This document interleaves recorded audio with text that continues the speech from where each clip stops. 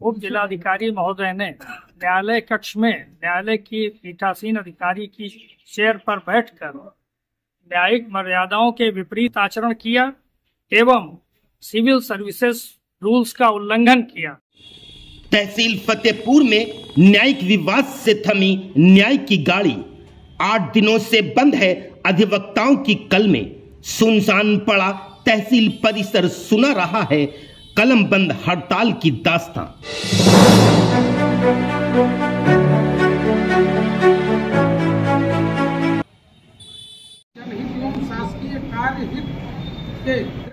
जनपद बाराबंकी की तहसील फतेहपुर इन दिनों न्यायिक ठहराव का प्रतीक बन गई है।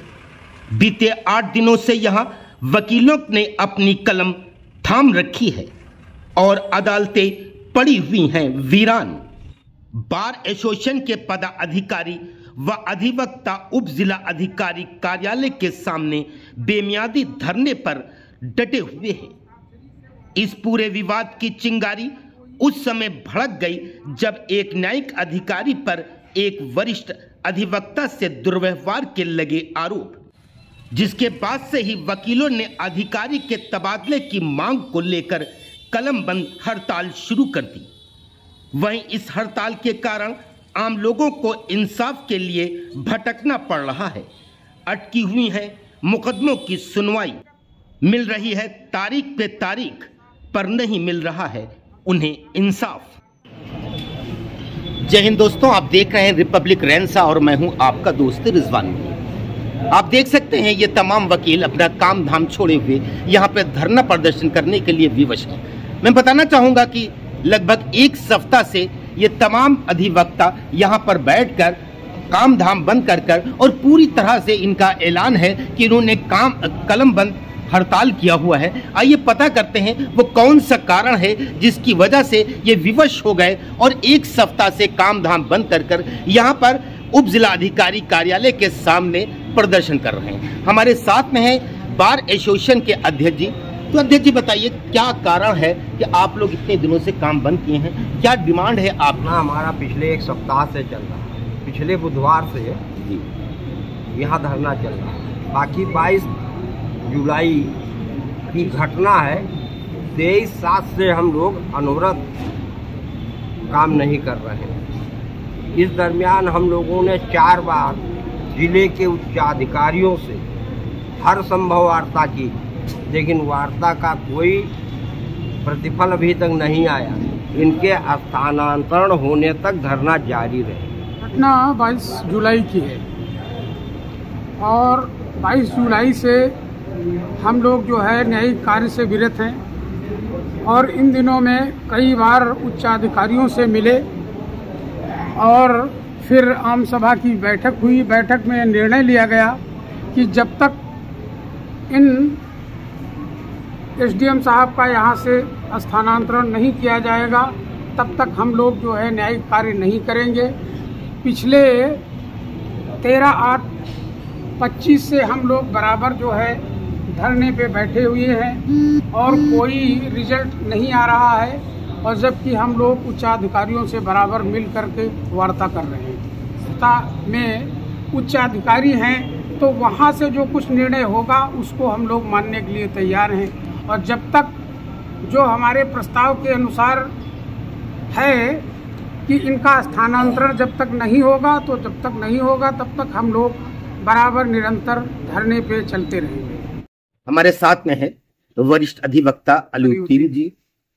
वकील साहब ये बताइए कि इतने दिनों से आप लोगों का धरना प्रदर्शन चल रहा है और क्या कारण है कि आप लोगों को न्याय मिलने में इतनी देरी हो रही है? कौन है इसका जिम्मेदार?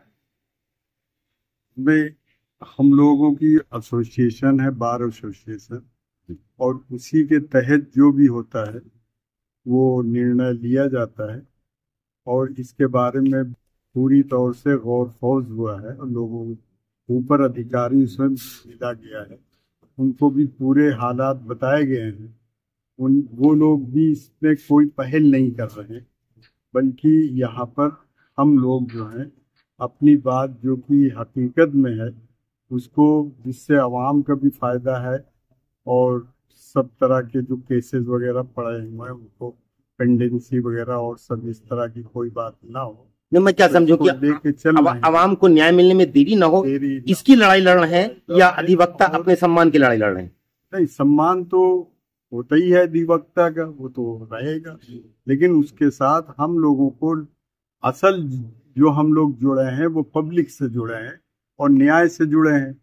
तो न्याय के अंदर रहते हुए हम लोग कोई भी स्टेप उठाते हैं उसी के बीच में उठाते हैं। ये जो है जो यानी उच्च अधिकारी हैं डीएम वगैरह, उनको इस पर गौर करना चाहिए और इस मामले को हल करना चाहिए। 22/7/2025 को उप जिलाधिकारी महोदय ने न्यायालय कक्ष में न्यायालय की पीठासीन अधिकारी की चेयर पर बैठकर न्यायिक मर्यादाओं के विपरीत आचरण किया एवं सिविल सर्विसेज रूल्स का उल्लंघन किया। इसके विरोध में हम लोगों ने तत्काल दिनांक 23/7/2025 ईस्वी को जिले के लेकिन मैं चाहूंगा थोड़ा सा आप एक्सप्लेन कर दें कि सिविल सर्विसेज रूल्स जो हैं वो उसका उल्लंघन किस तरह होता है, उसकी लिमिटेशन क्या होती है? बहुत साधारण सी बात है, आपको तो भली बात परिचित होना चाहिए कि जब कोई पीसीएस या आईएएस अधिकारी होता है तो किसी भी जन सामान्य से उसको किसी तरह से कठोर भाषा या अभद्र भाषा का इस्तेमाल करना अथवा धमकी देने का किसी प्रकार से कोई अधिकार नहीं। ये मेरा उसके संबंध में स्पष्टीकरण है। मतलब वो आम फरियादी हो या अधिवक्ता हो, सामान्य हो, और खासकर कोर्ट पे चलने पर न्यायालय के नियम हैं, उसके तहत जैसा आपको पहले भी बताया जा चुका, माननीय सर्वोच्च न्यायालय ने कह दिया है कि एक अधिवक्ता न्यायालय का ऑफिसर होता है और ऑफिसर का शब्द एक्सप्लेन करने की आवश्यकता नहीं है, वो स्वयं में स्पष्ट है। इस तरह से अगर हम अधिवक्ता न भी होते तो एक सामान्य जो है, हम लोग अधिवक्ता न होते, एक सामान्य भी वादकारी खड़ा होता, उसके सामने भी न्यायालय के मर्यादाओं का उल्लंघन पीठासीन अधिकारी द्वारा कतई मान्य नहीं है। और इस जो पत्र की बात आपने की, उन्होंने स्वयं अपनी कहा सुनी संबंधित अधिवक्ता से होने की बात स्वीकार की है। इससे ये स्पष्ट है कि उन्होंने अपनी स्वीकारोक्ति देके अपनी गलती मानते हुए न्यायालयी मर्यादाओं का उल्लंघन किया है, जो कतई इस लोकतांत्रिक देश में, लोकतांत्रिक समाज में, सभ्य समाज में मान्य नहीं है। वो भी अधिकारी या पीठासीन अधिकारी न्याय के दायरे में है, न्याय के उपबंधों के ऊपर नहीं है। क्या इस बढ़ते हुए विवाद का कोई हल निकलेगा या फिर अभी कुछ दिन और न्याय के लिए भटकना होगा वादकारियों को? हमारे साथ में हैं एल्डर्स कमेटी के चेयरमैन शीतला प्रसाद श्रीवास्तव जी। श्रीवास्तव जी, इस पूरे प्रकरण में आप क्या कहना चाहेंगे? मेरे हिसाब से कोई भी अधिकारी हो तहसील का,